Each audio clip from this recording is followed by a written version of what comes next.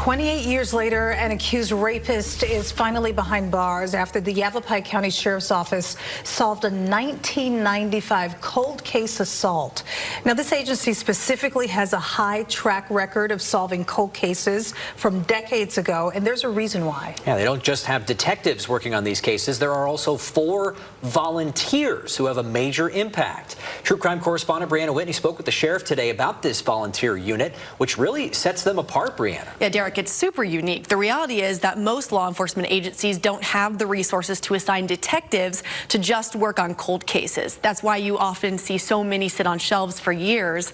Yavapai County Sheriff's Office is also not a big agency, so they enlisted the help of 4 cold case volunteers who only focus on these cases and have now helped solve multiple rapes, assaults, and even murders. Sometimes it's not just new DNA technology that's changing the game, but a new set of eyes on old evidence. New interpretation of the DNA that we had. That's YCSO Sheriff David Rhodes talking about what happened in a recent rape cold case that his agency solved, thanks to their cold case volunteer unit. The team looked at a 1995 case where a woman took a taxi back to the Pinyon Pines bar off Highway 89 to pick up her car, and as she was opening her driver's side door, a man attacked her and sexually assaulted her on the ground. DNA was collected from that scene, but as the volunteers were going through the case file, they realized something. They learned that this case had not been submitted to CODIS. CODIS is the national database used by law enforcement to get a DNA hit on previous offenders who have their DNA in the system. This year, they got a hit on 52-year-old Gerald Tubbs' DNA, who lives in Prescott Valley, and he was arrested. This cold case volunteer unit at YCSO is made up of 4 people who have retired in their own fields from education to science, and now for years have dedicated their time to focus solely on cold cases.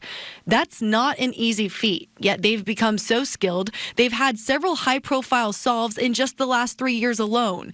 That includes work on the Kathy Esposito murder case that broke this summer. Kathy, murdered on a hiking trail in 1987 while going to college nearby.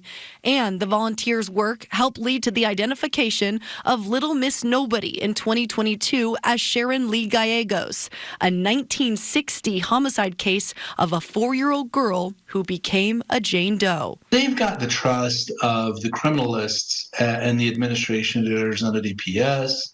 They've got trust from different private laboratories around the country, the National Center for Missing and Endangered Children. They have worked with the FBI on cases. YCSO has other notable cold cases in the file and evidence room, and thanks to the volunteers, big breaks are likely on the horizon, a source of pride for the sheriff himself. I expect that, we're going to see more of this from them coming up. I tease them all the time that I'm going to double their salary this year.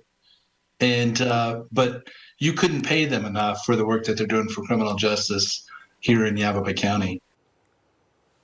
The sheriff says the victim in this rape case has been notified of the arrest, but they aren't sharing her identity to protect her.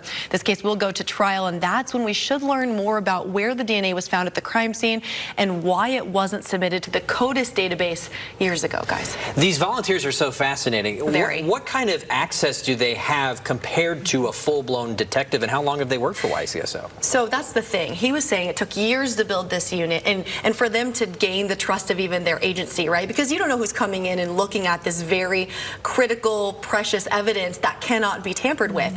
These guys have been there now, these volunteers, for 7, 8, 9 years. Wow. They've really seen this cutting edge from technology even 7 years ago to what it is now. And so the criminal lieutenant of investigations there is allowing them to come fully into the case file. And it's not just submitting DNA to other companies and things like that, but you saw right here, they're going through word by word, page by page, what was missed. And in this case, that made a huge difference. Yeah, you could do a whole different series on this. I was saying I would like to do more on these 4 cold case volunteers because they all come from different backgrounds, and now they just dedicate their time to helping solve crime.